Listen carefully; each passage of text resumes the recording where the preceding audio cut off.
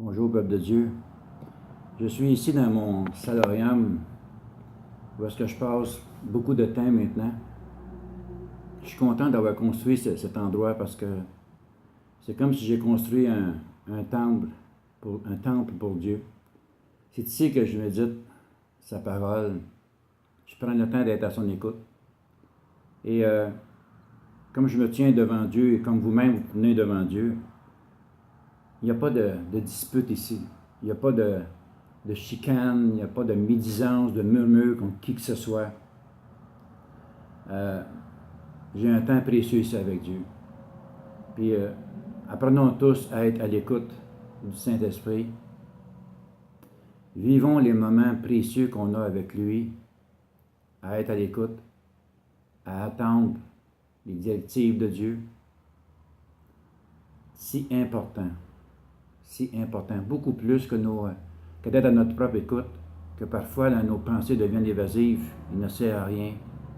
Vous savez, j'ai appris avec le temps comme à lire moins longtemps sa parole, mais à la méditer. Car en méditant sa parole, on va chercher tous les trésors que Dieu nous a donnés, on les découvre et on aime les partager. Lire la parole pour la lire, c'est comme parler en langue sans interprétation. Cela n'édifie personne. Mais méditer sa parole, la lire et la méditer, c'est d'aller donner et de partager tous les trésors que Dieu nous a donnés. Et ça, c'est important. Ça, c'est si important pour l'avancement de l'Église et le perfectionnement des saints. Que Dieu vous bénisse en abondance.